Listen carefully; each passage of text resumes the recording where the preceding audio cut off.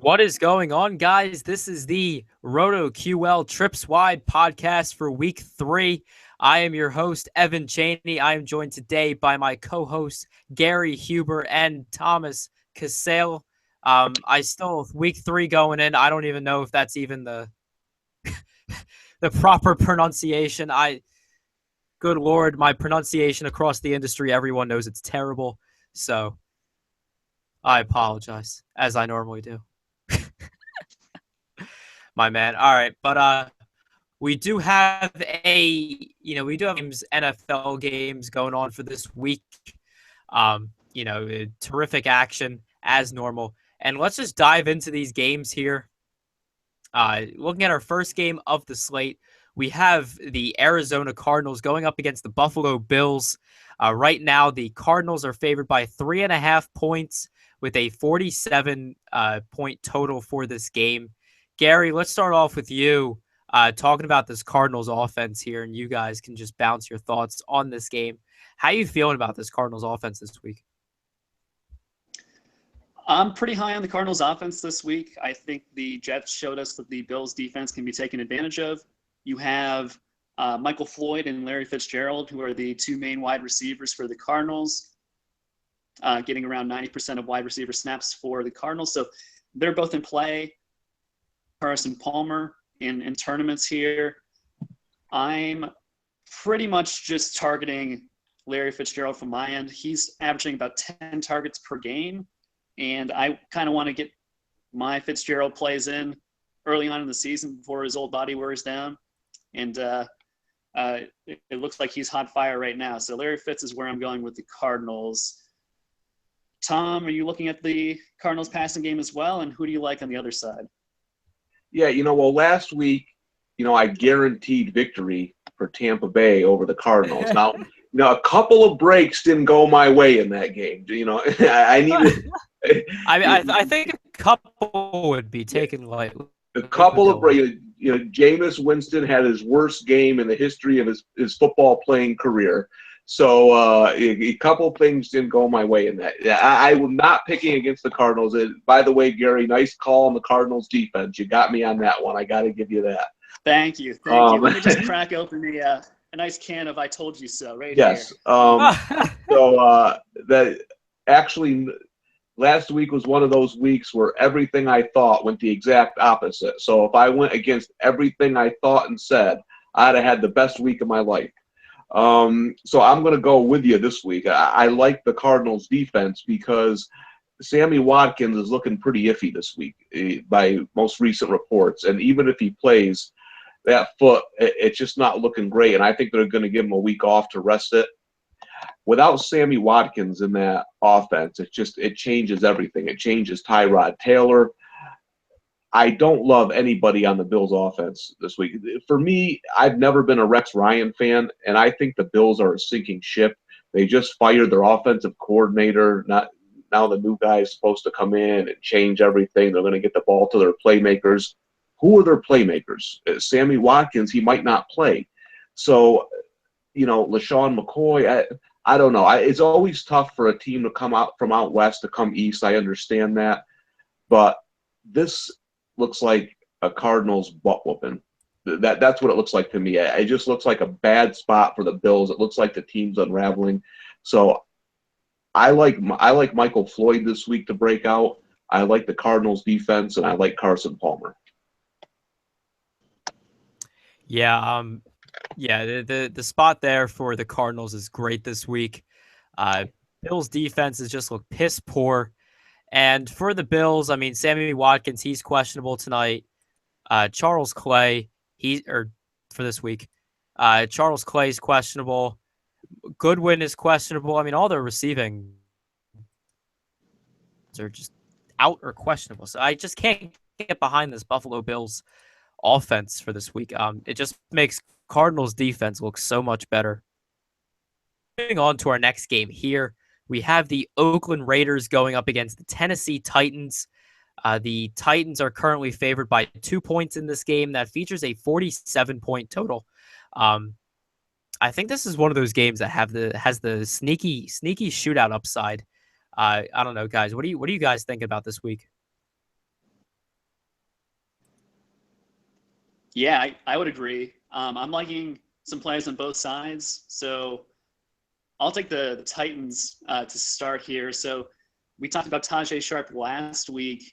Uh, he was covered by Slay for the Detroit Lions, which is a matchup that I wasn't too high on, but I love him to bounce back in a big way this week against the Raiders, who have been extremely inefficient defensively against offenses, specifically the passing offense is what I'm trying to say. So I think Tajay Sharp can bounce out. Delanie Walker kind of revitalized himself last week. I can expect that to continue. Marcus Mariota is way too cheap at $5,900 for a game that has sneaky shootout potential. And DeMarco Murray also in play. He is one of only 2 players with more than 3 targets inside the 10-yard line and is tied for 3rd in running back targets with 14 through 2 games this year. So I think you can stack DeMarco Murray with Marcus Mariota. I think you can stack Marcus Mariota with Tajay Sharp and get a lot of exposure to the Titans in this matchup. But if it's a shootout, there's another side to it too. So, Tom, who do you like on the other side? Yeah, I just want to mention something about that Titans-Lions game. That's one of the worst officiated games I've seen in the last decade. There was 18 accepted penalties in the first half. A lot of those penalties were just awful. Eric Ebron got called for an offensive pass interference on a touchdown catch. Sharp caught 2 passes that got called back. I mean, and I'm being honest right now, DFS players should find that officiating crew and find out what games they're calling, because you really have no chance when that officiating crew, they took the momentum out of that game early. The crowd wasn't into it. Every big play got called back. That was a horrendous game to watch. You could tell right away if you had offensive players in that game, you were in big trouble. Just a terrible, terrible game. And I agree with you about Tennessee. The Raiders give up the most fantasy points to quarterbacks and receivers. Tennessee is going to bounce back big this week, unless, of course, that officiating crew is calling the game. I have to check that out. I didn't get a chance to find out who they were yet. For the Raiders, Latavius Murray is an interesting case because he averaged 7.1 yards a carry last week, and for some reason he only got 8 carries, and one of them wasn't on a 4th and 2 when they gave the ball to a 5'7", 206-pound running back for some reason. So I have no idea what's going on in Oakland, but right now I can't really trust Murray because he's getting less than 10 carries a game. And the Raiders are splitting the ball around between four running backs, and I just don't understand that. For me, that's being too tricky in 2016. If you want to, I get giving the ball to 2 different backs. You don't want to wear guys down, okay, but 8 carries to a guy who's averaging 7.1 yards a carry, that doesn't make any sense to me. So for me, I got to see Murray get more carries before I can put him in a DFS play. It's Amari Cooper for me. It's Derek Carr. I was a little disappointed with their effort last week against the Falcons. I thought they'd have a better game, but I think the Titans, they have good numbers against the pass right now. I think it's smoke and mirrors. I agree with you guys. I think this is a sneaky play.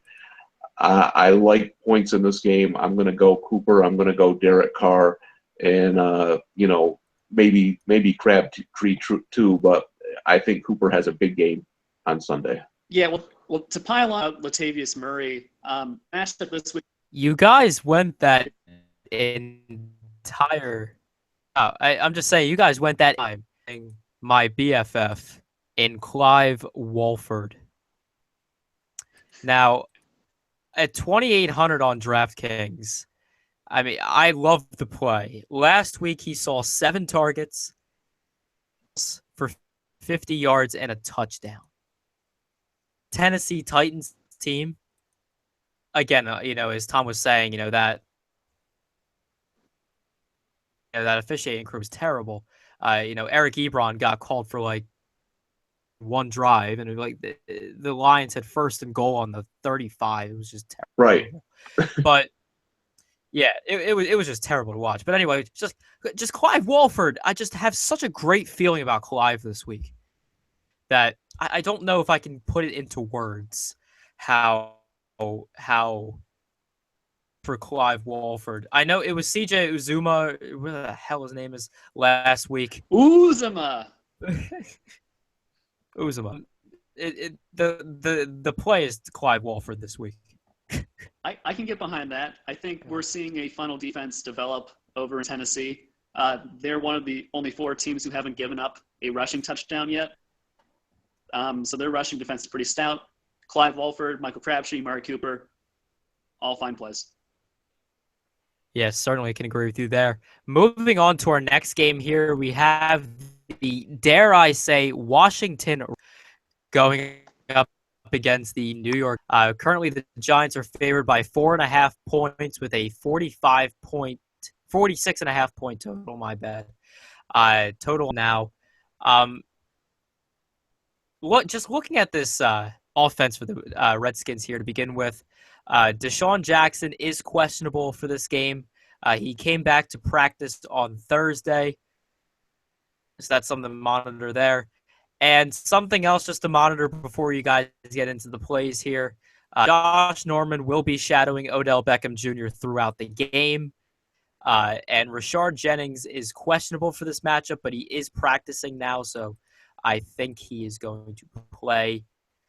So you guys that you like for this week in this game, and why, I don't know, why this game might have some offensive appeal to you.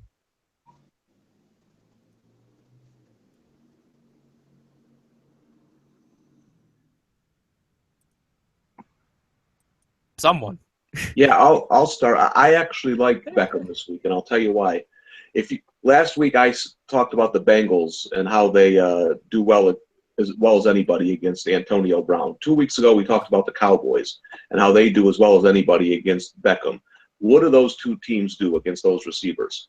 They play conservatively. They don't go up in their face. They don't play man to man. That's not how you play those guys.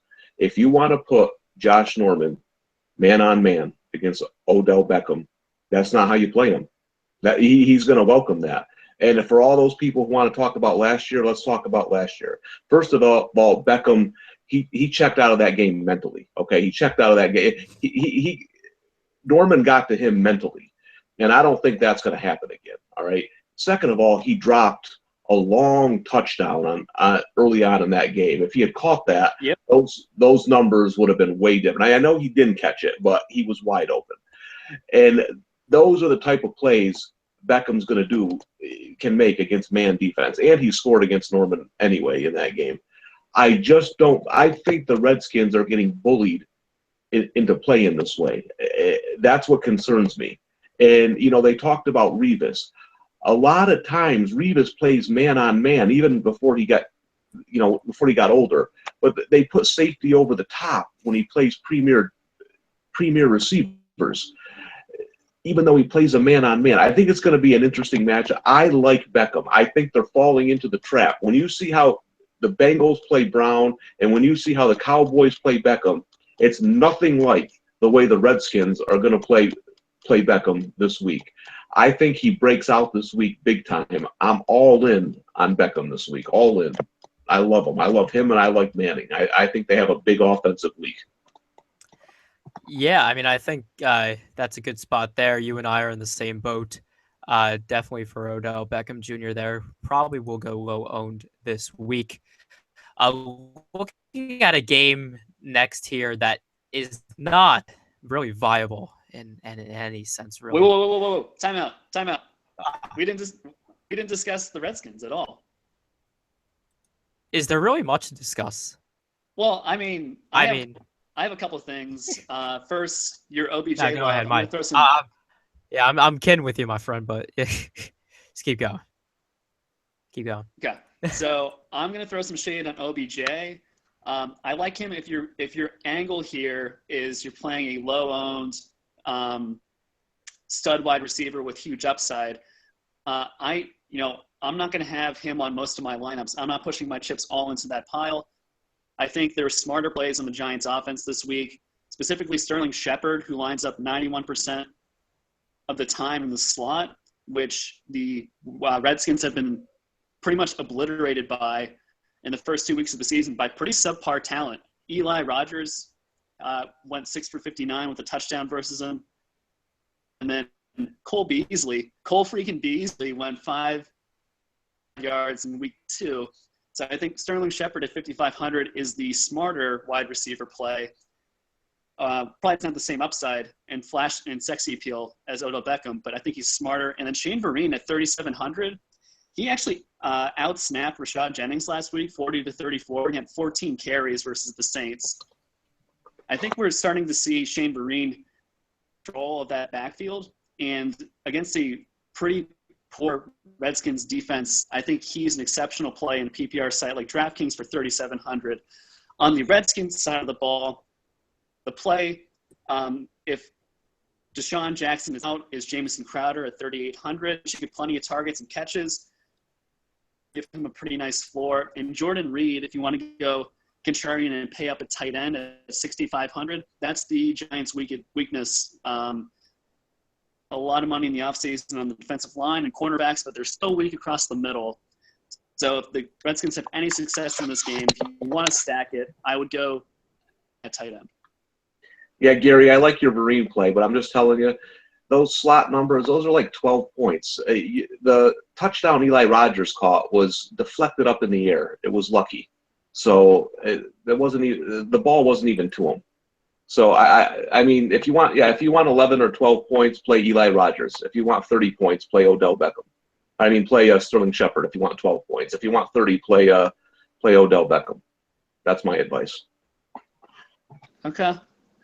Well, we can make a side bet on this. I don't know if we. Yeah, you got me last week. I'm coming for you this week.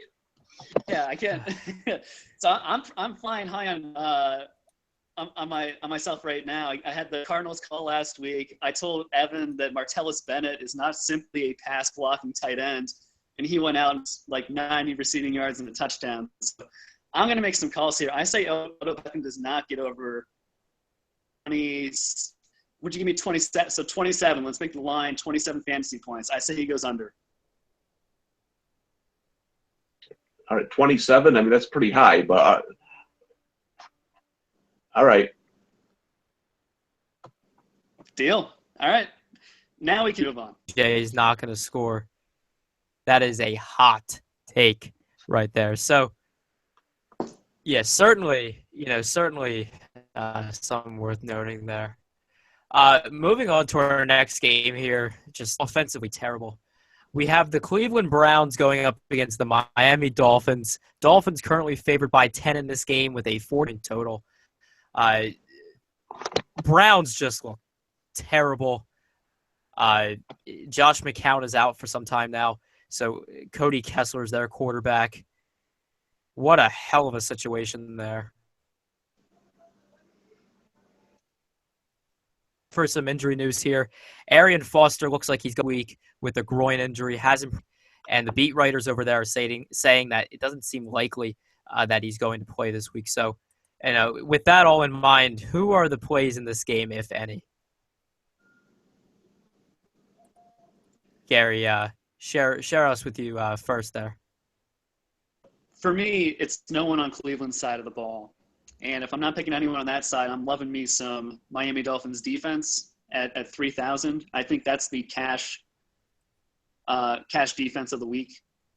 And then for the Dolphins, Foster is injured. They haven't been able to run the ball all year. They're in a prime matchup at home against an injury-riddled Double-A team in the Browns. So Ryan Tannehill at 6,200 is a great play with high upside. He is Mr. Consistency in that offense. I could see them replacing the running game that they haven't gotten going with short passes to him in the slot. Stack Devontae Parker at 4,900 in there.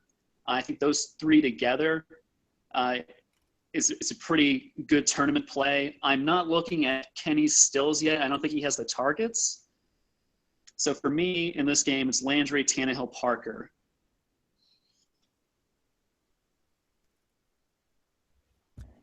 Tom, are you alive?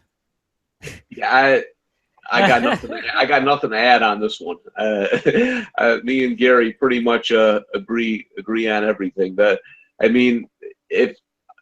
If you're looking for anything for the Browns, I mean, maybe I can throw out this is the game Duke Johnson catches a few passes from Cody Kessler if you're looking for anything.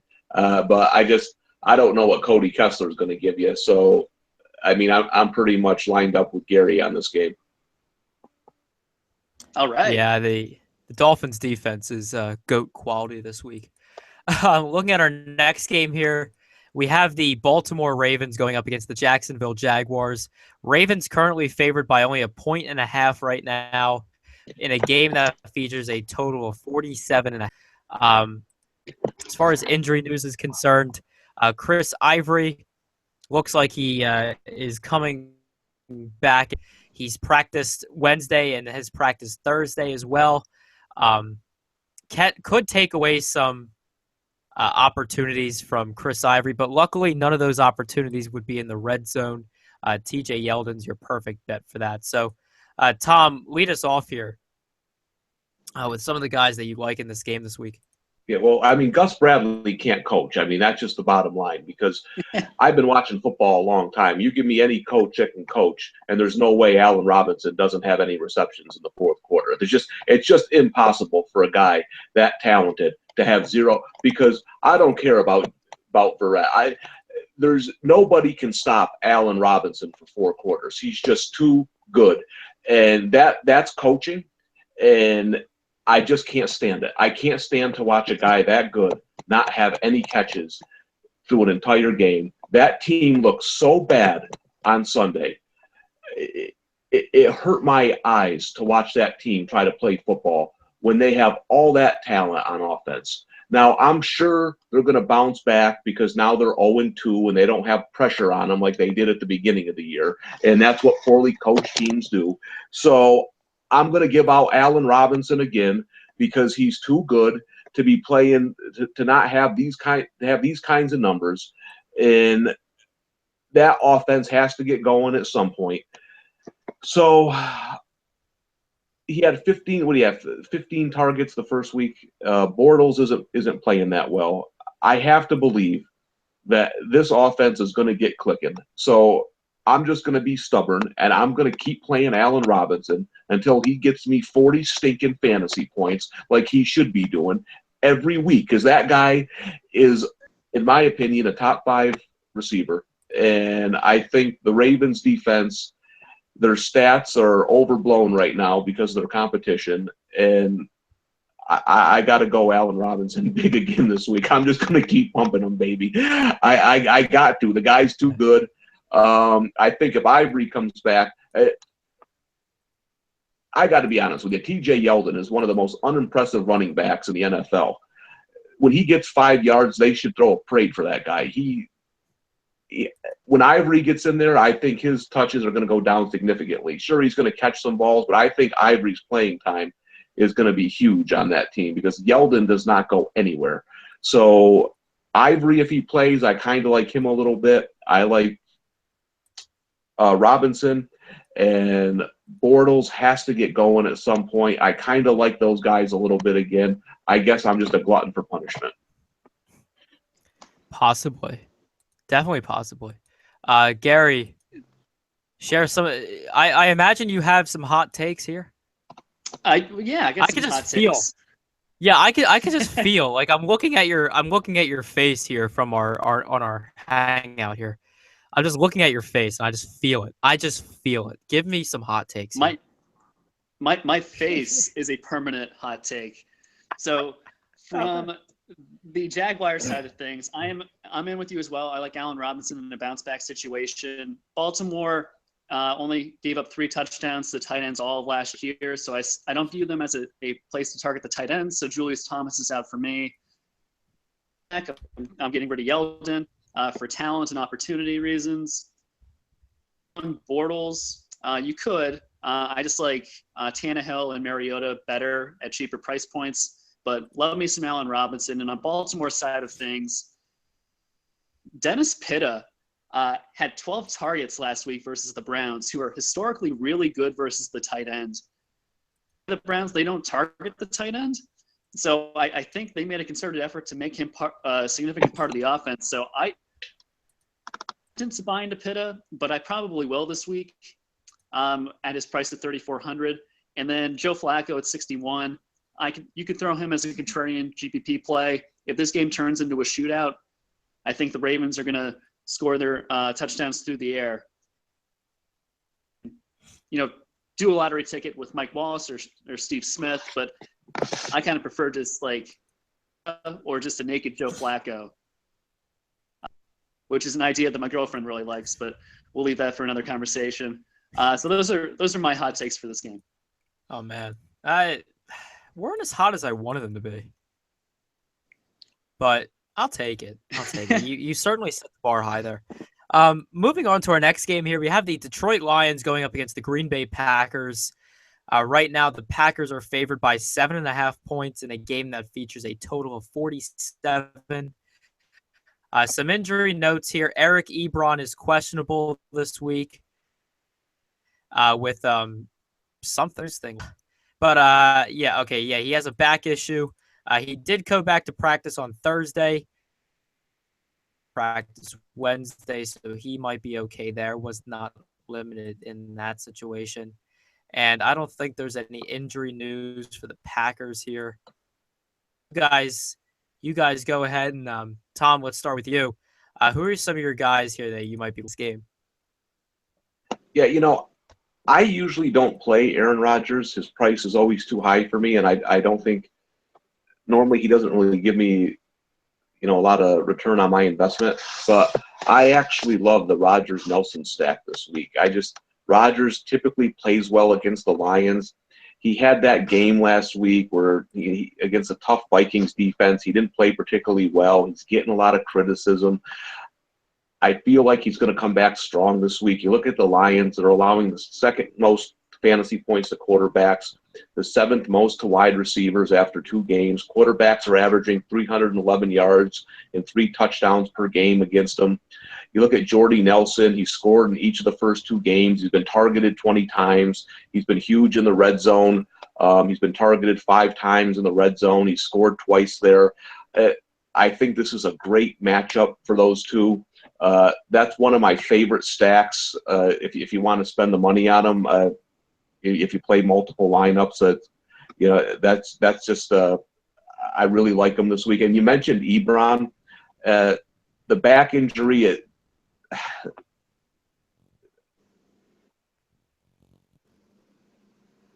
Did the back injury upset you that much? It bothers me on the Titans game.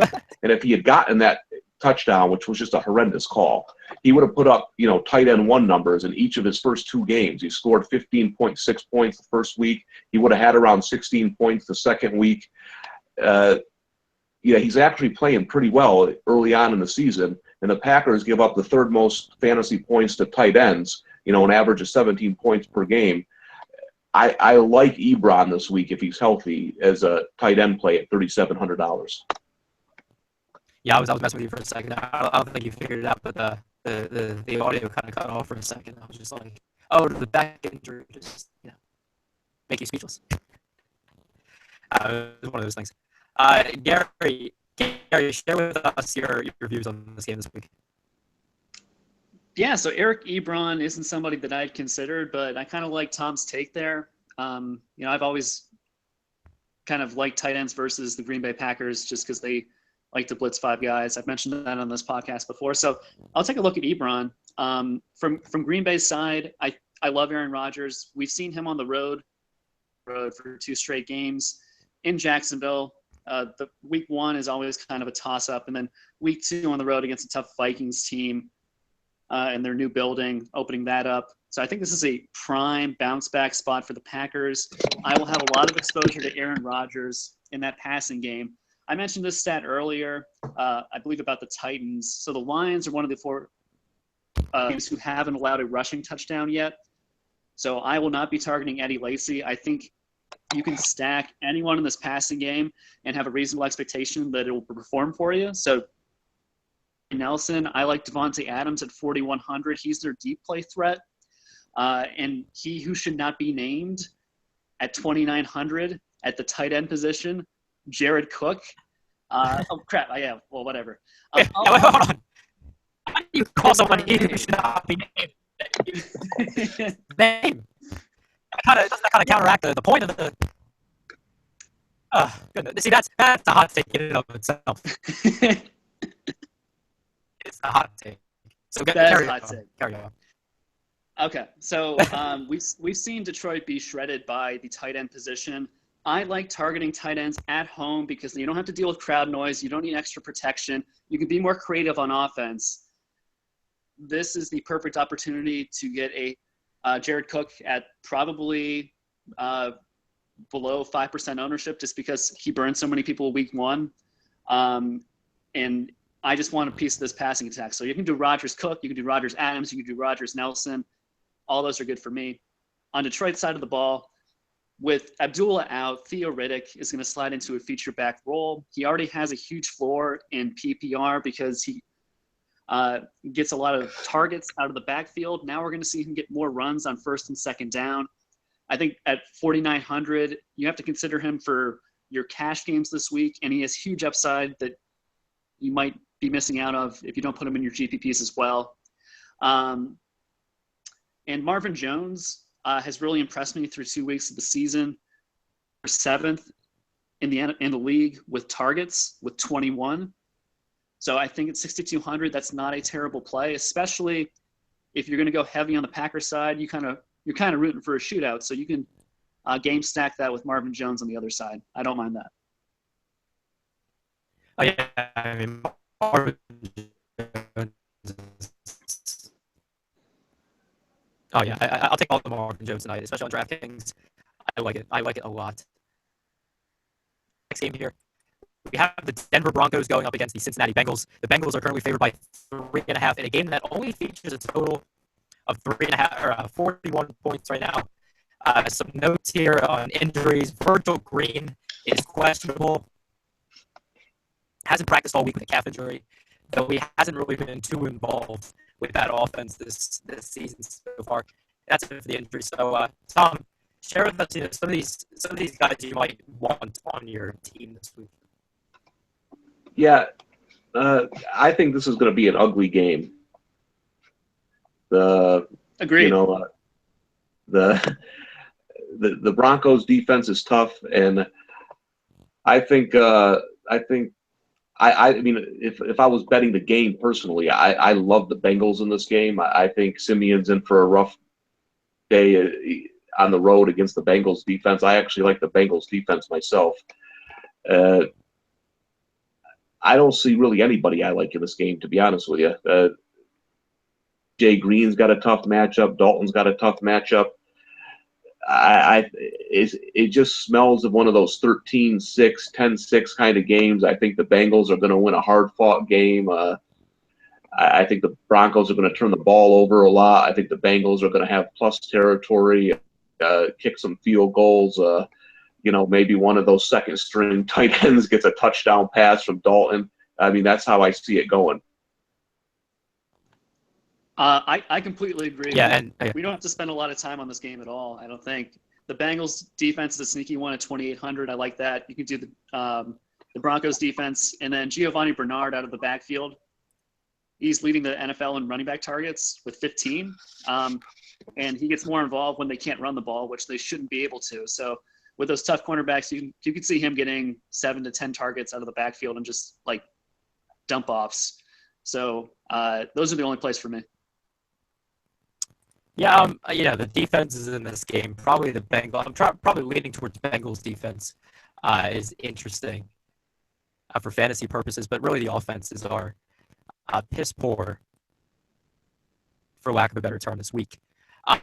Looking at our next game here, we have the Minnesota Vikings going up against the Carolina Panthers in a game that I don't know if it's going to be huge for fantasy purposes, but I really like this game a lot this week just because of the football, like the real life football to it.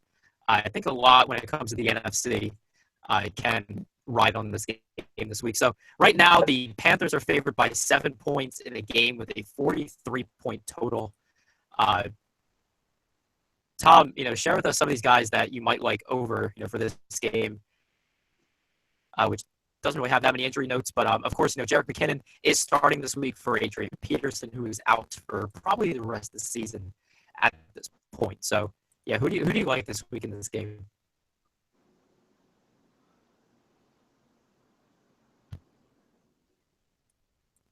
Tommy.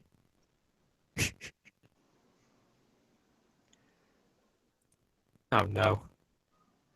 Well, I'll jump in. Well, all right, we temporarily lost Tom here. So Gary, I guess you're the next man up here. You're our Jacoby Brissett, and I'll be your Julian Edelman here. That sounds good. And this is the Vikings, so this is my account. With Adrian Peterson out, you're going to see a split timeshare between Jerick McKinnon and Matt Asiata. It's going to be closer to 50-50 than people in the fantasy community would like. Stephon Diggs is just a target monster. He is one of 5 wide receivers with over 30% target share for their team's wide receivers through 2 weeks. So you can play him at 5,100. His price was not adjusted for his breakout game against the Packers on Sunday night. And Kyle Rudolph at 3,100. Like Diggs and Rudolph is where our offense is going to go through if it goes at all in this game. 3,100. He is tied for 4th in tight end targets so far with 16. He's averaging 8 per game. And if you can get 8 targets at your tight end position at $3,100, I think that's pretty good. And Sam Bradford always had an inclination to go into his tight end as a safety blanket. So that's who I like on the Vikings side. In Carolina, I liked Kelvin Benjamin a lot more until I heard that Xavier Rhodes was going to be coming back. He matches up size-wise with him better. Kelvin Benjamin can still get the best of him, but I just don't see the upside in a tough defensive matchup with the Vikings. A sneaky play that I might not pull the trigger on, but something I need to think about more before Sunday approaches is Cameron Artis-Payne down to $3,000. When Stewart was out last year, he got twice as many touches as Fozzie Whitaker and Tolbert did, both individually. So I think he'll be the lead running back. It'll be a committee, but he'll get the reps here. And at minimum price, if you can guarantee 10 carries with maybe like 2-3 targets at $3,000, that's a pretty good fantasy play from the running back position. So not really targeting this, but there are some dart throws that I think you can consider. All right, Tom, now that we thankfully have you back here, and I see a moving picture, it's not just, your epic stoicness that you've shown us in the past. Share with us some of these guys that you like here for the either the Vikings or the Panthers this week. Yeah, Gary's the Vikings fan, and I tend to agree with him about Asiata. I just don't get it. I mean, they went to him twice before, and with just awful results. It just concerns me when a coaching staff falls in love with a guy who doesn't produce.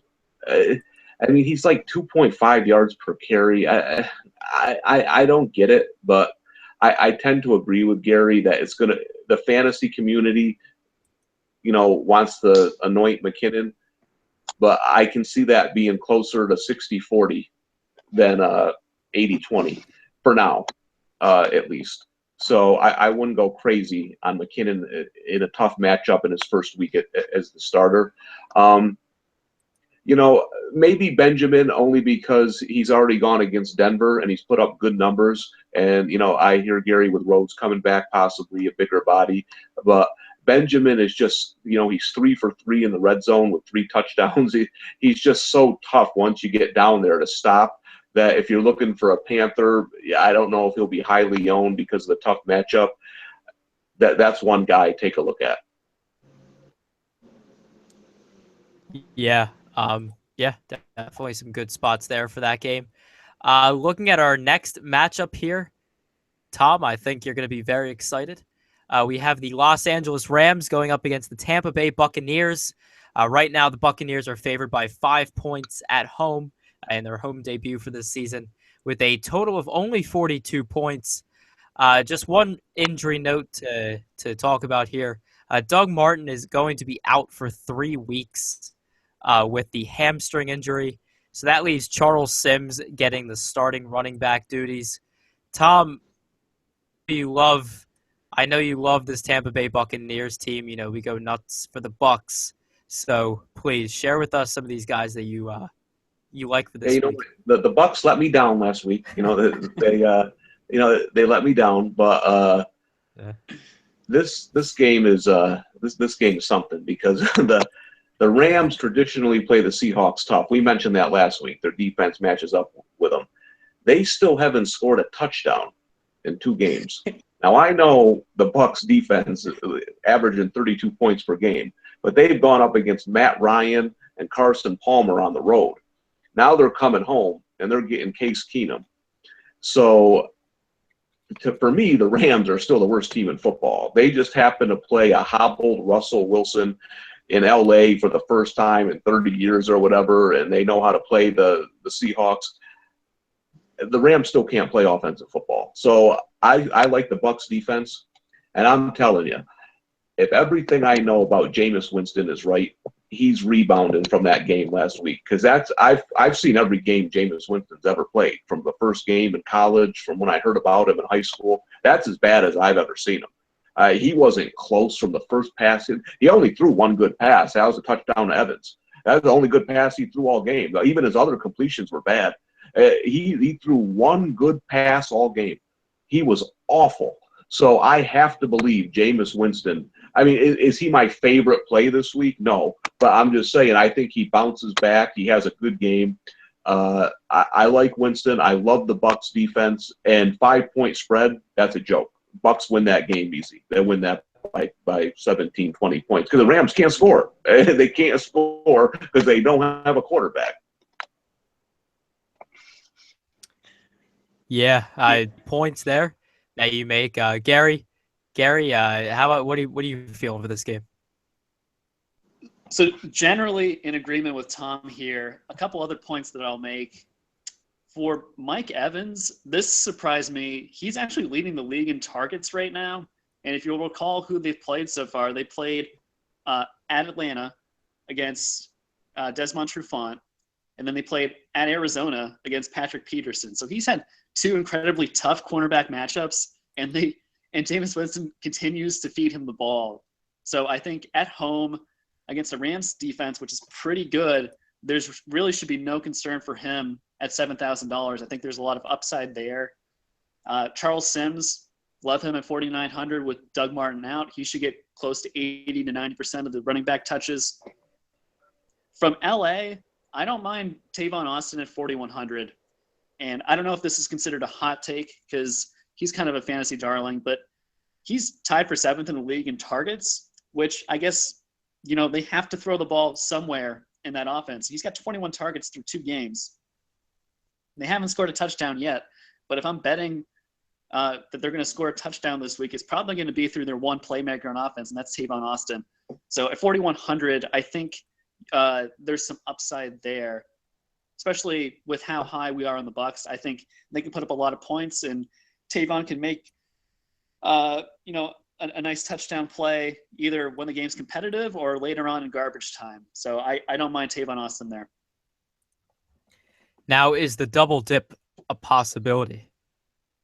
Because the only times that I can tolerate Tavon Austin is the double dip, but in that situation, I love him. Is this something that we can consider?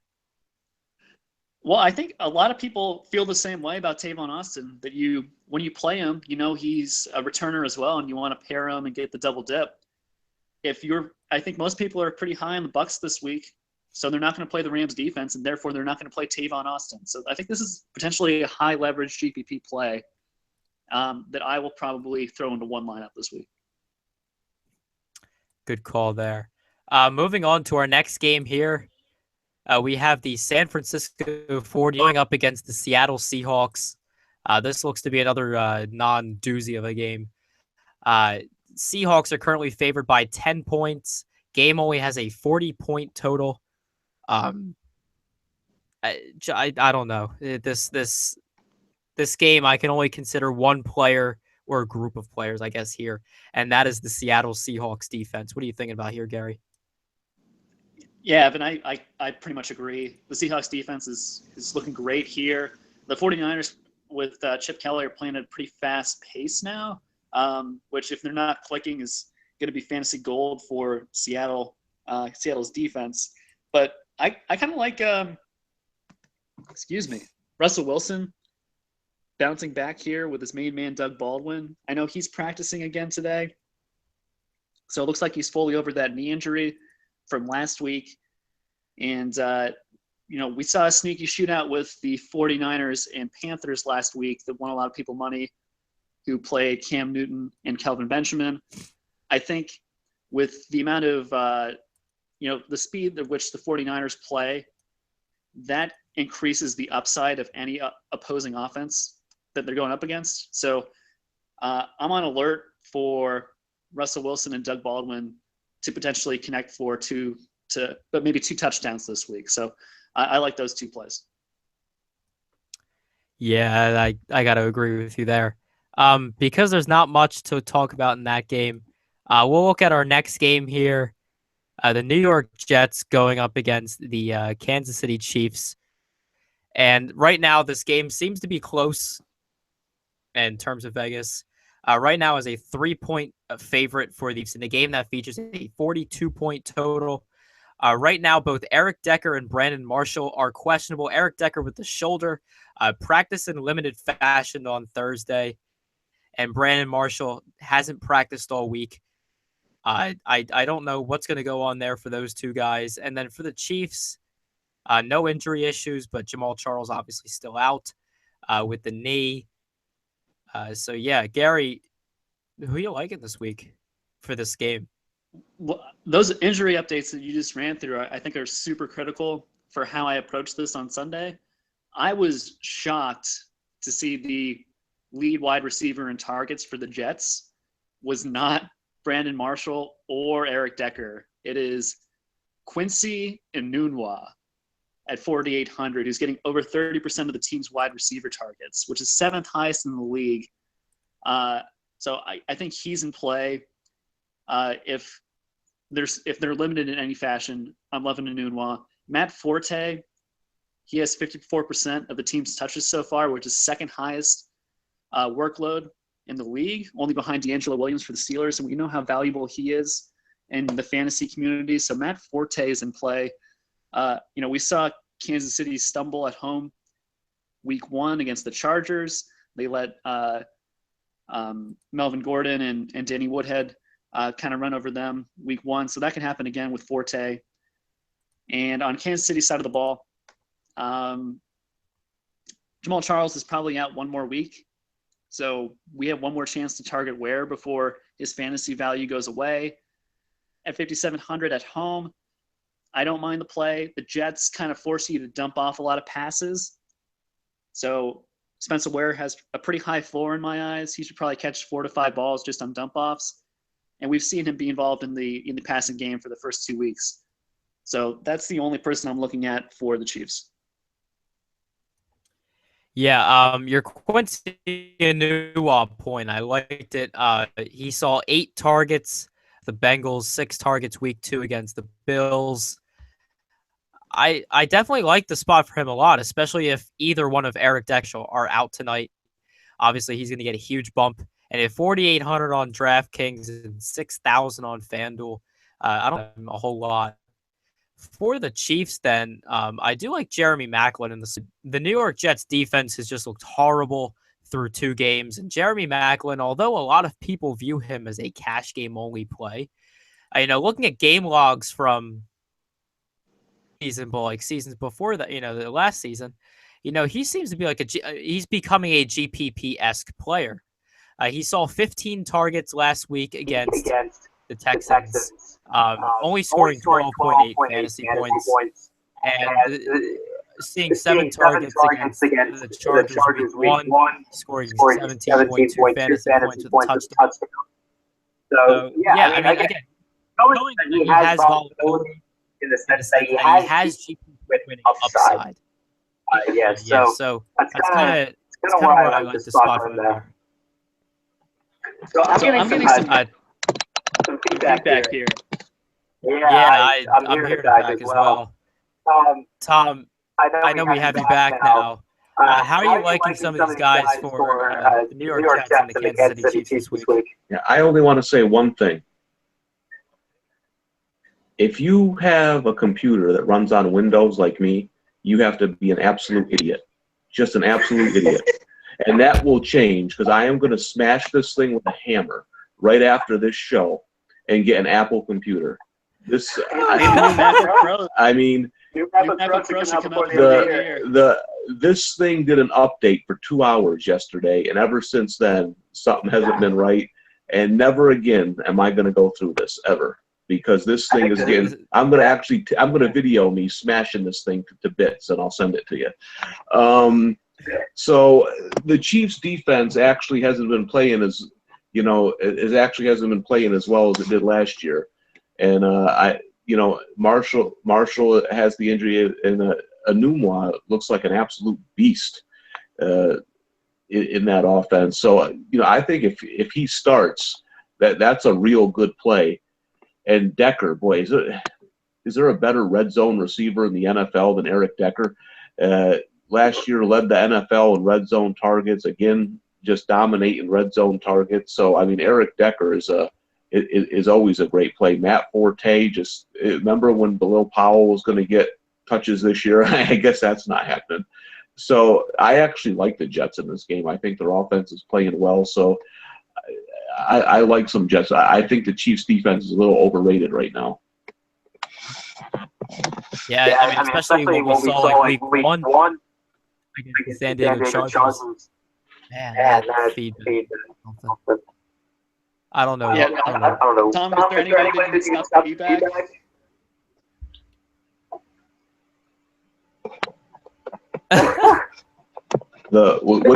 What is it? So when we talk, I'm hearing my voice like that.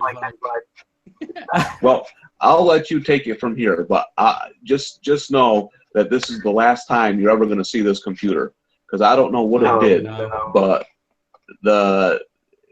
I'm having all kinds of trouble since it updated, and actually. The same thing happened to my computer. The update that you're talking about, and the same exact thing. I think I'm going to call Microsoft at some point tomorrow. Yeah, I'm just going to break this thing in half and get an Apple computer. I'm done. That's the hottest take I've heard all night.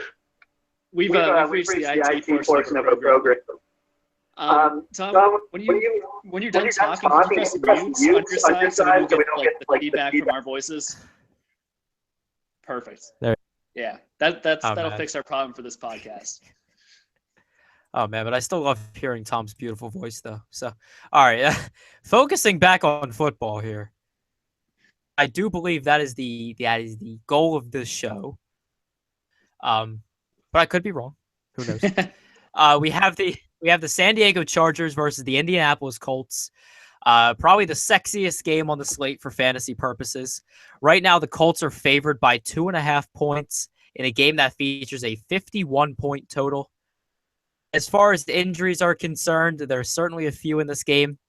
Antonio Gates is questionable with a hamstring injury, hasn't practiced all week. If he's out, I do like Hunter Henry in that spot, the rookie out of Arkansas. I loved him. I loved Hunter Henry when he was playing at Arkansas. Did win me a good chunk of change in college football DFS. RIP to college football DFS. So yeah. Dante Moncrief's going to be out for a little while, so Philip Dorsett gets a bump for the Colts offense. Of course, obviously T.Y. Hilton gets a bump there. So Tom, let me start with you. Who do you like for this game this week for the Chargers and/or Colts?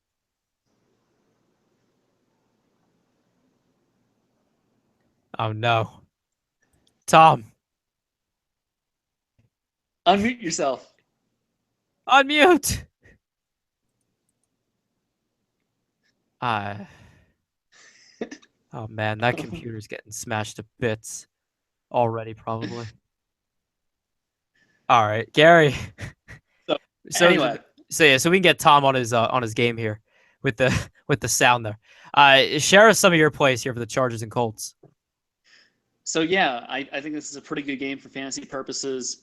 Both quarterbacks, Phillip Rivers and Andrew Luck, could put up huge games. Melvin Gordon's going to get a lot of increased opportunity now that we have Danny Woodhead out on top of the Kenyon Allen injury. Melvin Gordon should eat, both running and catching balls out of the backfield. they're going to bring in some other people to try to fill Woodhead's place, but Melvin Gordon's usage should bump up a lot. News is that Vontae Davis for the Colts is going to be back. He's their best cornerback. He usually shuts down the wide receiver one option for the opposite team. And I am kind of thinking that's going to be Travis Benjamin, who had a huge game timeout without Keenan Allen last week. And he's at 5,200. I imagine he'll be popular again.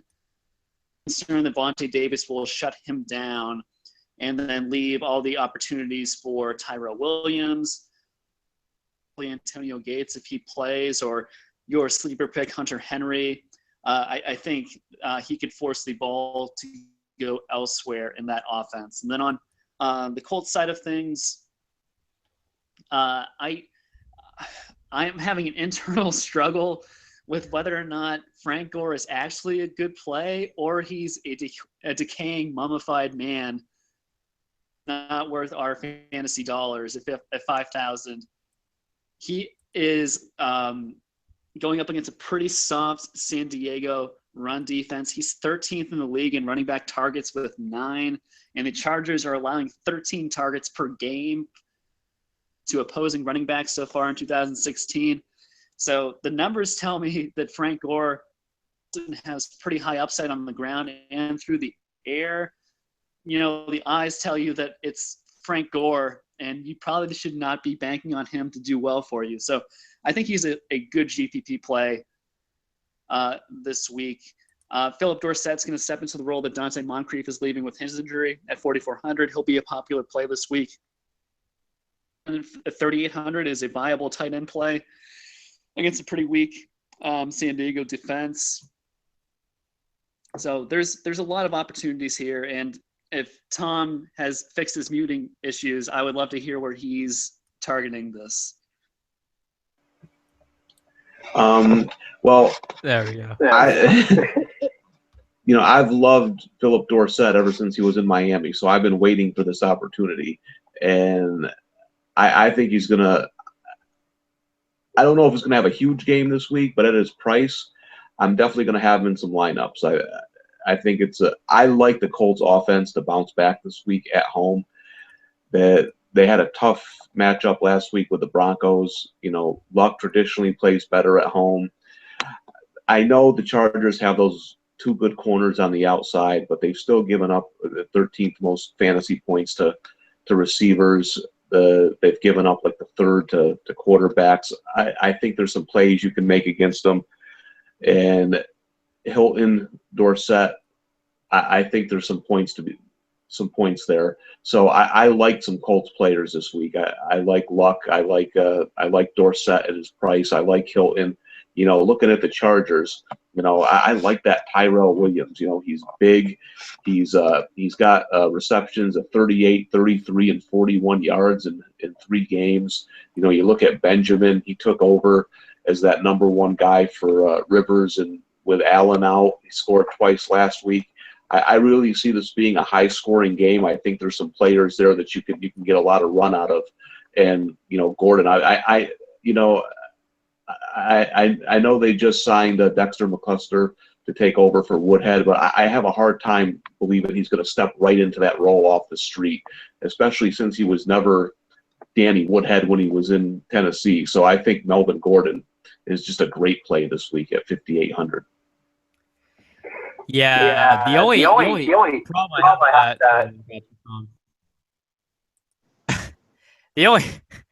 the only problem I have with that is just the idea that Melvin Gordon's ownership is going to be very high, and for a guy like him, I don't know, I'm kind of skeptical to use him. But again, I can understand the logic behind the play, and I can understand why someone would want to use him in that spot. Moving on our next game here, we have the Pittsburgh Steelers going up against my Philadelphia Eagles. Right now, the Steelers are favored by 3.5 points in a game that has a 46-point total. Poor here injury-wise. Zach Ertz is probably going to be out again. Issues. Hasn't practiced all week. Right now, they're saying he's a game-time decision, but think he'll play. And Trey Burton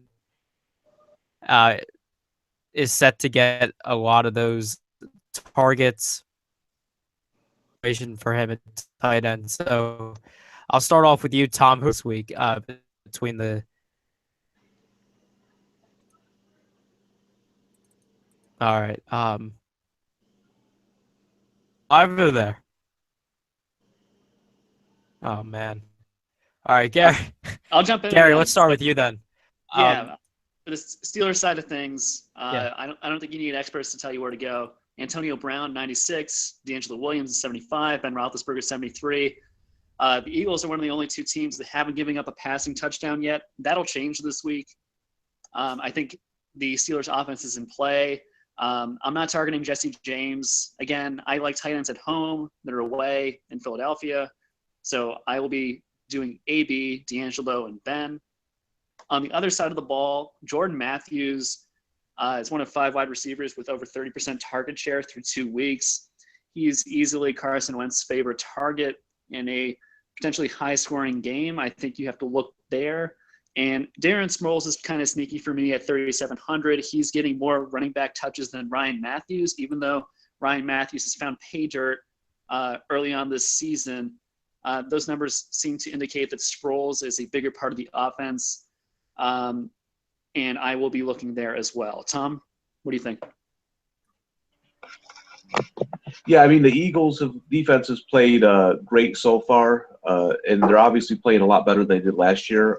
But I'm sorry, I don't have my information in front of me anymore because I had to close down everything. But if you go to our website RotoQL, you can check out my article, The Stack. It says it in there. Antonio Brown last year, I believe it was 4 games when Ben Roethlisberger was a quarterback, he went under 100 yards receiving. And the next game, his numbers are through the roof. So he bounces back after poor games. And last week against the Bengals, he had one of his worst games in recent memory. So the Eagles look like to be in big trouble this week because Antonio Brown usually bounces back from a poor game. And, it's obviously you have to pay through the nose to get him in your roster. But I think Big Ben and Antonio Brown are going to have a big, big game this week. It's just the Eagles are a nice story. They're playing hard. They got Wentz there at quarterback. I like to watch them play. They're giving a lot of effort, but this is one of those times where they're stepping up in class, and I think they're going to take it on the chin Sunday. Roethlisberger and Brown are a different animal, and I think they're going to have a big, big game. I hope they have a big game. That would. Yeah. So if that's the case, then yeah, I would love for the Eagles to go off tonight. Or why do I keep saying tonight? What the hell? Yeah. So we're gonna move on here to our last game of the main slate here between the Chicago Bears and the Dallas Cowboys. Right now, the Cowboys are favored by 7.5 points in a game with a 45-point total. Right now, as far as the injuries are concerned, Alshon Jeffrey has missed practice. Missed practice on Thursday with the knee injury. Was limited on Wednesday. Right now, he's questionable. And I don't know if he doesn't play. That Kevin White, even though Brian Hoyer is their quarterback, Kevin White would directly benefit from that. Other real injury issues worth noting here in this game. So, Tom, I know I'll let you talk about your Cowboys first. Because obviously I know you have some hot takes on these games here. So, let at them. Yeah, Dak Prescott has played well through 2 games. The negative, obviously, is he hasn't thrown a touchdown pass yet. And where he's struggling is in the red zone. He's had 12 attempts, which ranks 5th in the NFL, but he's 5 of 12 for no touchdown passes.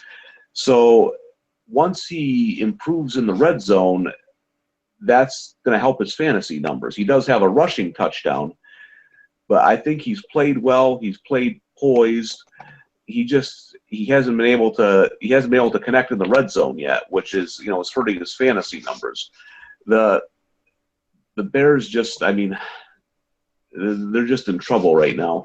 I think the Cowboys are going to try to continue to run the ball. They're going to try to continue to get Zeke Elliott involved with the offense, but I still don't think they're going to take many chances. They're not throwing the ball down the field a ton. They're going to keep targeting Dez. So, I think the Cowboys, like Dak, Elliott, Dez, I think they're good plays, but I don't think they're great plays. I don't think the Cowboys are going to score 30-some points. I think they're just trying to get by with Dez. They're not going to do too crazy with him. You saw Dez go over 100 yards. Elliott, they're going to keep feeding him the ball, but Dez has a big price tag. Elliott, he's up there. So when you look at their price compared to what they're doing, I don't think they're great plays, but I don't think they're awful plays. So it all depends. I mean, the Bears are kind of junk right now. One of the guys I would look at maybe is Jason Witten. The Bears had some trouble covering Burton in the last game, so Witten might make some sense this week. But I wouldn't go too crazy on the Cowboys right now because I think they're just trying to get by with Dak without not going nuts on offense. Oh, I love it. So here's my hot take. I'm back in. I like that for a second, but I'm back in. So the Bears defense in that game on Monday, they lost so many people. They lost Danny Trevathan at linebacker, Lamar Houston at linebacker, their nose tackle, Eddie Goldman, he's out. Their best cornerback, Kyle Fuller, he's still going to be out. They lost their safety, and they lost their cornerback, and Bryce Callahan and Adrian Amos. They're in the concussion protocol. They probably won't play. The Bears defense, besides sucking to start the year, is now down to second and third stringers. So I think someone on the Cowboys offense is going to win somebody a lot of money Sunday night. And you can look at Elliott and Dez Bryant, even Dak Prescott in my eyes, because Tom's point about them being kind of high priced for what they've done so far, I think is extremely valid. But that's also why they won't be in a lot of lineups. So if you make a pretty solid lineup and then fill it with Dez Bryant or Ezekiel, I think that is a extremely effective Sunday night hammer to win you a lot of money this week. And the Chicago side of the ball, it's Brian Hoyer and Alshon Jeffrey for me. Like that's it. Yeah. Yeah, certainly some stuff I can get behind there. So that'll do it for our games here. Obviously, we like to cap off every show with building a tournament lineup. And I don't know, Gary, let's have you start here because you did win our 3-man contest that we ran this past weekend. You dominated me and Tom. So, Gary, you get the first pick for our team.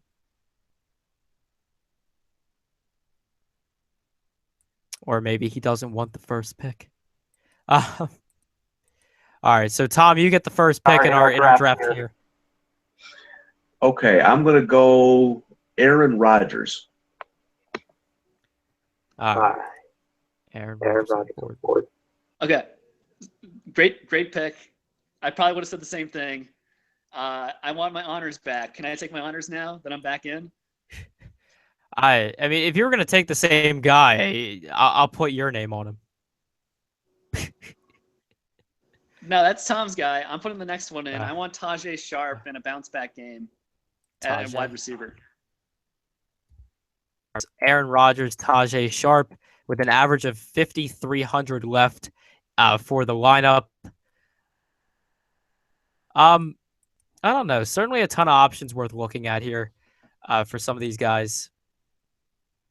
One of the spots that I do want to go to this week as a tournament option, definitely Marvin Jones.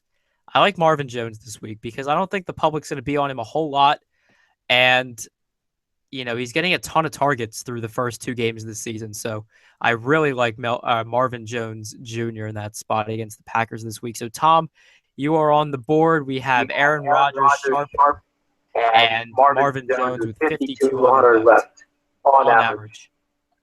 Well, I think I'm going to spend big, and then let you guys figure out the rest, because I know a guy who's gonna score. I believe Gary said it was over 27 points. So I'm gonna go with Odell Beckham. Just so when he scores 30 plus, Gary can be wrong twice. Now I got to root against our tournament team. Come on, Tom.